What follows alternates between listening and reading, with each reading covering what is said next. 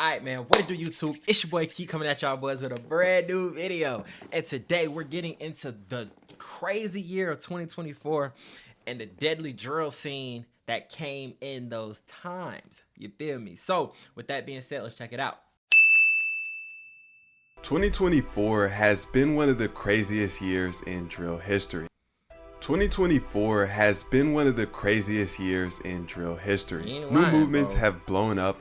I'm talking about Chicago drill revived and damn near died all in the same year. Philly drill went crazy. Jacksonville, Fort Worth, Dallas, like, bro, across the country, racking up millions of views and introducing tons Atlanta. of new rappers. I forgot about Atlanta. But it's also been more deadly than usual, and several big names have gone down as casualties of these ongoing conflicts, specifically during a 3-month stretch in the summer.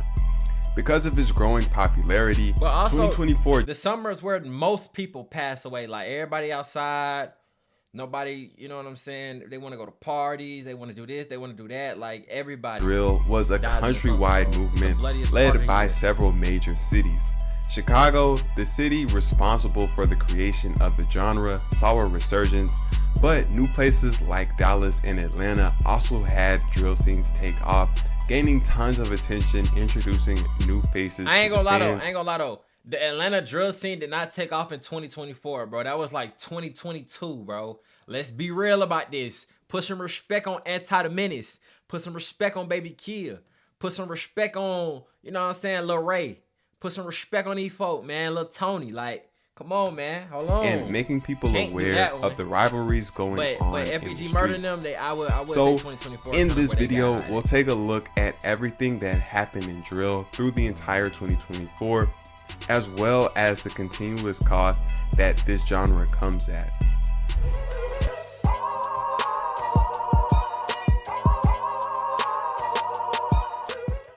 The year started off with Chicago popping off, with artists like Fanoff 1700, Maftiski, Chucky, and YFG Fatso blowing up on the scene, along with Screwly G 30 minutes away in Gary, Indiana. In February, Atlanta artist Baby Kia dropped a song called OD Crashin', and this song went extremely viral, spreading across the internet and becoming the crash out anthem of the year, making Baby Kia the most well-known artist coming out of the Atlanta drill movement. At the time of this writing, the video for that song is at 21 million views, and it's safe to say 21 million. Oh my god. I ain't know it was turned out like that. I thought it would have been at a cool like 8.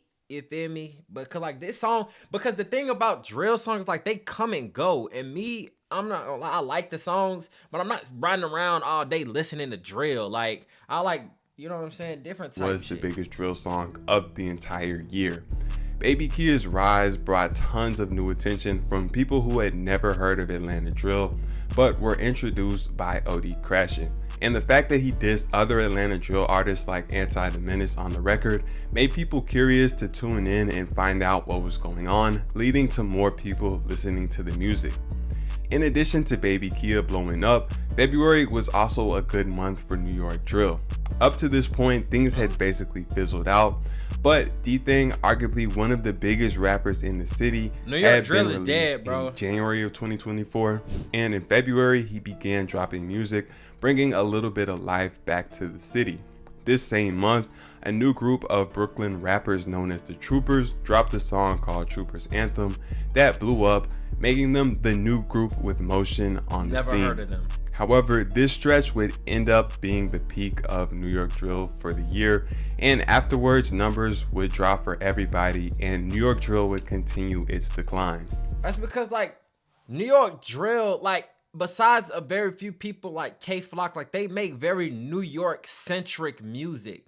Chicago drill, you can listen to anybody, like, and think about your ops and ride around, you know what I'm saying? Like, fuck them niggas. Like, New York City drill is just so like us versus y'all. Like, if you in the towns, you really understand and listen to it. Like, I don't feel like people really outside of New York is listening to that too much, bro. Meanwhile, new movements would continue to pop up. In April, Dallas rappers D Glock and Wumbo Dean dropped a song called Belt Boys that blew up, getting nationwide attention. The majority of people outside of Dallas had never heard of Dallas drill, but after Belt Boys, people began tuning in. FBG Murda also helped to establish Dallas drill, dropping several songs of his own that also got nationwide attention. Other artists from Dallas drill like Channel 4 Mark, Double O Glizzy, Rundown 4, and Lil Chop also had motion as well on a smaller level. Going into summer, the drill world's attention. So I heard of FBG Murda because we did a video about him and his peoples or whatever, but I haven't heard of none of these other folks, so we might got to check them out. And also, I'm thinking about creating a second channel to do music reactions on, because you know some of them be getting copyrighted and blocked and all this other stuff. So if I just have a second channel for all that, maybe it'll be a lot easier to just back to Chicago to watch the rise and fall of the Bloodhounds. The Bloodhounds were a new group from the east side of Chicago that had begun to get some attention from rapping and other activities in the streets. The three main rappers in this gang were Bloodhound Lil Jeff, Vert, and Bloodhound Q50. There was also Lil Scoom 89, a rapper closely affiliated with the Bloodhounds, and he also gained a buzz around this time. By early May, Bloodhound Lil Jeff and Lil Scoom were beginning to take off. Both artists had songs buzzing in Chicago, and Lil Jeff had Reddit fame for allegedly having 10 bodies. Going into summer, he was continuing to get internet attention for music as well as viral antics. But in early June, the news broke that Lil Jeff had lost his life in a crazy situation where the Bloodhounds had attempted to go on a drill, and in the process of chasing an op into a house, Jeff had gotten caught and returned fire by someone in the house. Following Lil Jeff's passing, he instantly got tons of new coverage. Basically, every hip-hop media outlet on YouTube was talking about him, and his situation was getting tons of publicity. He was getting King Von comparisons, and fans started glazing him the way they do every rapper that passes away. Lil Scoom was already buzzing before, but after Lil Jeff passed, he began getting even more attention. However, in July, Lil Scoom was hard. In my opinion, Lil Scoom was the hardest out of all of them. In my opinion, bro. But he just didn't have like the image that Jeff had to really push him. You feel me? But once Jeff passed away, you know what I'm saying? It was kind of like, who's up next? And he was coming out with some crazy songs, bro. Like, but he shortly, you know what I'm saying? Just 1 month after Jeff passed, Scoom would also meet an early end after he was backdoored in the rack. In the time between Lil Jeff and Lil Scoom passing, down in Jacksonville, Julio Fulio also lost his life in a crazy situation where he leaked the location where he was celebrating his birthday, and his ops came and got him. The people believed to be responsible were caught a couple of weeks later. Jacksonville drill was basically over by this point, but the passing of Fulio marked the official end because he was the face of his side of the beef, as well as one of the last rappers from his neighborhood still alive and free. After Fulio passed, Young and Ace made a song dissing him, but given the current state of things, this might be the last diss song that Ace ever puts out. In late summer, the drill world would take another loss, but this time. One thing that I also want to get y'all opinion on is they say that after your biggest op die, your music career kind of go downhill now. We didn't really get to see with King Von because he passed away like 3 months later, but I really haven't heard no noise from Young and Ace since then. So y'all let me know, is that true or is that just Young and Ace's case? Because he kind of fell off the earth after that. I'm up in Philly. By 2024, Philly drill was fizzling out. The movement lost the majority of its big rappers in 2023, but OT7 Kwani and YBC Duel were still carrying the city. Kwani was sticking to his proven formula of barely dropping anything on streaming platforms and teasing music occasionally. By 2024, he was known across the country, and the few songs he dropped music videos for on YouTube all did multiple millions of views. He even ended up linking with Trump, endorsing him, and getting a shout out at a rally. YBC Duel was also sticking to his formula. that was the strangest, like, Like, bro, he's not pardoning you, bro. I don't know if you think the feds finna come do a sweep or what, bro. That's not finna get you a pardon, bro. I ain't gonna lie. Dropping extremely disrespectful music and pulling antics, even going as far as to dig at a gravesite. He had songs like McButtons and McNuggets and California Dreamin', racking up more views than he ever had. He was also tapped in with the new Chicago drill scene and collaborating with artists like Bono 1700, Lil Scoom, and Lil Jeff before they passed. Brandon Buckingham, a YouTube documentary maker, saw this motion and decided to go to Philly and film a documentary for Duel.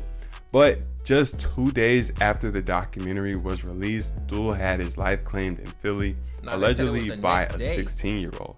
This crazy situation got nationwide coverage, but basically marked the official end of Philly drill, leaving Kwani as the only big Philly drill rapper who was alive and free. Julio and YBC Duel were two of the most disrespectful drill rappers ever, so their passing didn't really surprise anyone and was another example of the kind of target artists put on their back when they pull antics and go to extreme lengths in order to disrespect the dead just to go viral. In September, the fans' attention was shifted back to Chicago. Following the passing of Bloodhound Lil Jeff and Lil Scoom, their friend Bloodhound Q50 had been blowing up, dropping music to keep their names alive. Q50 was cool with and often collaborated with Scrooly G, another up-and-coming drill rapper. Scrooly G is hard, and bro. in September, these two found themselves in a beef with Billionaire Black, one of the originators of drill music back in 2011, along with the whole FBG group. This beef would generate tons of attention, shining an even bigger spotlight on the Chicago drill scene. It started with Scrooly G previewing a song where he said if he caught an op trying to shop at the store, he would pop out and do him like Duck. He claimed this wasn't a diss and just a reference to a situation. Stop the cap. That is a diss. You're literally talking about somebody, how they died, and saying their name. That's a diss. Even if it's not intentional, that's a diss, bro. If somebody say I'll ride on side of them and shoot them up and hit them up like Tupac, that's a diss, bro. You know what I'm saying? Like, you know what I'm like? Come on, bro. But FBG and their side were trying to hear it, and several rappers blasted him on the internet. This led Scrooly to drop an official diss with Bloodhound Q50, where he took shots at Billionaire Black, King Yella, and Swag De Niro, and Q50 decided to diss Tuka, one of FBG's fallen members. This song drew response. I heard that diss song, but I didn't hear him diss Tuka. But I remember these Billionaire Black songs. He watched them. I'm straight watched them. I ain't gonna lie. Black, Part 1 through 3, as well as them. other FBG members like Young and Dutchy. And basically all of the songs passed 1 million views. The situation brought even more attention to Scrooly G and Q50 and temporarily made Billionaire Black and FBG relevant again. In October, Fully Chop and Q50 with Lil 50, two more Chicago rappers, blew up, but Lil 50 ended up losing his life extremely early, passing just 1 day after doing his second ever interview with DJ UTV, becoming the third up-and-coming Chicago artist to lose their life that year. This brings us to the end of 2024. Drill is still thriving across the country. Chicago's drill scene is still very active, and they have a ton of artists doing numbers. Atlanta drill is rolling along steadily on a smaller scale, and Dallas drill still has motion as well. New York and Philly drill are basically over, but the Philly sound in particular is popping all over the country.